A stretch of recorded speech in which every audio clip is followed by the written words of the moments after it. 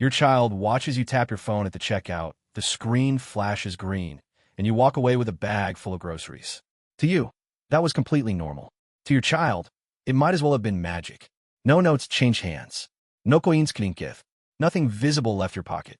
And that is exactly the problem researchers are now paying close attention to. A study published in the journal Qualitative Market Research found that physical cash creates a genuine psychological sense of ownership and spending awareness, a feeling that digital payments simply do not replicate. When cash fades, that awareness fades with it. In fact, the reduced resistance we feel when spending digitally, compared to spending cash, is so well documented that researchers have given it a name, the cashless effect. A peer-reviewed meta-analysis published in the Journal of Retailing confirmed it is real, and a separate study indexed by the National Institutes of Health backed that up.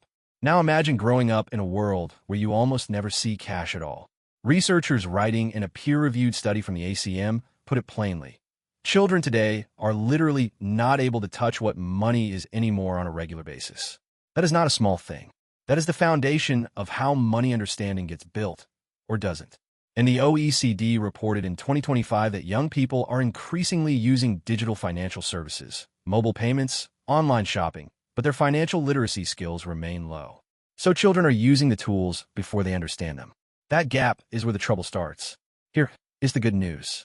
You do not need a finance degree to close that gap. You just need a few conversations, a little transparency, and some simple habits. Let's build them together, starting with the youngest children. For children roughly between 4 and 7, cash is your greatest teaching tool. Give them coins for a small errand, a piece of fruit at the market, a single item from a corner shop. Let them count it out. Let them feel the coins leave their hand. That physical sensation of loss is doing important work in their brain. When the money is gone, it is gone. No refill button. No magic top. That moment of an empty hand is the most honest financial lesson you will ever give them, and it costs you almost nothing to arrange. Now, the next time you pay with a card or your phone and your child is with you, do not stay silent. Narrate it. Say something like, "That just moved real money from our account to this shop," the same as if I had handed over notes from my wallet. Just that one sentence changes everything.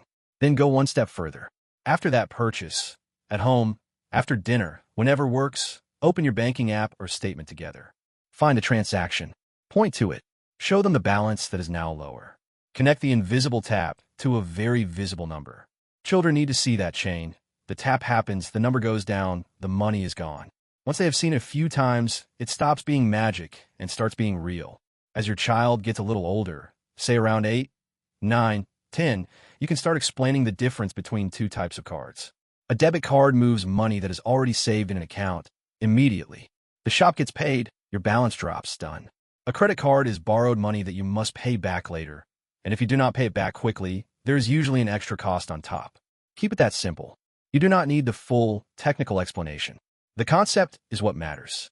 This is also the age to talk about in-app purchases and subscriptions, because this is where digital spending gets sneaky.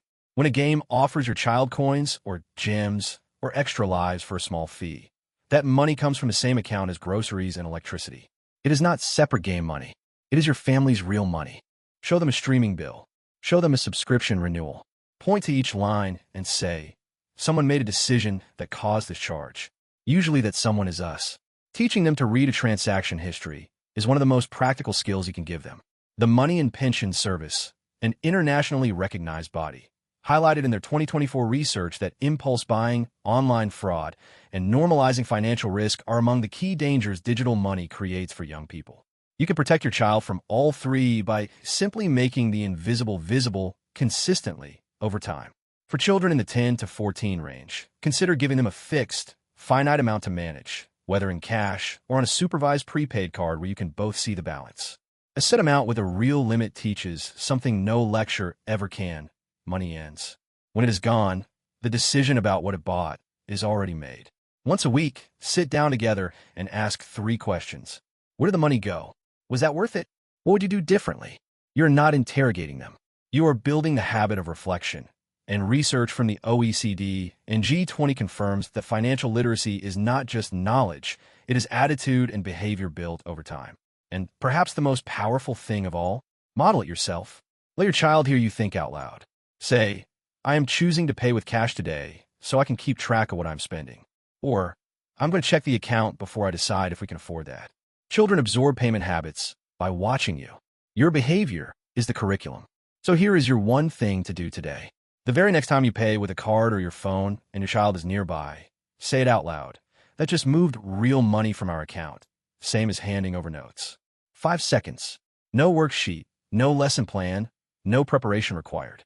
Just those words. Do that consistently, and you will have given your child something genuinely valuable. The understanding that money is always real, no matter how invisible it looks. If this helped you, subscribing to the channel means you will never miss a practical tool like this one.